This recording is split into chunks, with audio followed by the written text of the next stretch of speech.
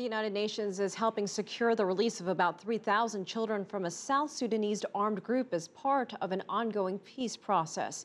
In one of the largest efforts of its kind, the first batch of 280 children was handed over this week. They were recruited by the South Sudan Democratic Army faction. Now they're in the care of the United Nations Children's Fund after turning in their weapons and their uniforms. CCTV's UN correspondent Leland Tan speaks to UNICEF's Sarah Crowe about the daunting task of securing the release and the monumental work that still lies ahead.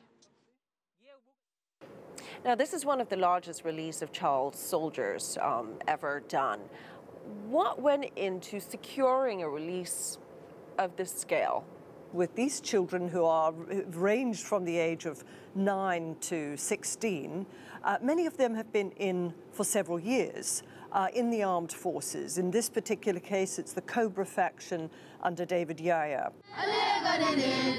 Before South Sudan was even independent in December 2011, some of these children were already in the armed factions.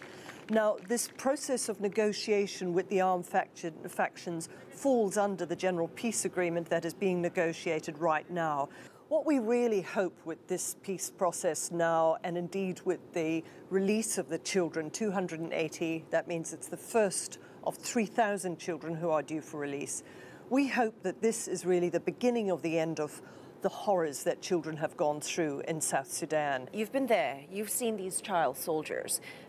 What's it like for them out there being child soldiers and not really having childhood that the rest of us around the world are familiar with?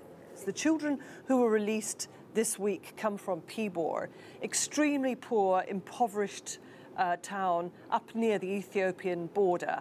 It's a vast region, jungle area, very difficult to navigate. Schools are almost non-existent, some primary schools. So this is the kind of ripe breeding ground for children to be recruited into any kind of armed faction, and they join up with these forces often because there are no alternatives, out of frustration, out of boredom, and sometimes they feel a sense of protecting their own people, their own tribe. So these are the conditions that make it ripe for these children to join up. How daunting is the task of reintegrating these children back into their communities and their families? It's a tremendous uphill battle, really, to get them back into some kind of semblance of a normal life. The first step is to register them. The second step is to trace their families. And UNICEF is using innovative ways in which to do that. That means using things like smartphone devices, taking photographs of them, sending these photographs out to find the families who can best identify the children. Now, it sounds fairly simple, but in many ways it's extremely difficult because some of the children who went in when they were 8 might now be 14. It's very difficult to recognize a child in that time. You know, if you're a mother or a father, you think, you know, you're not entirely sure whether what your child looks like in that time.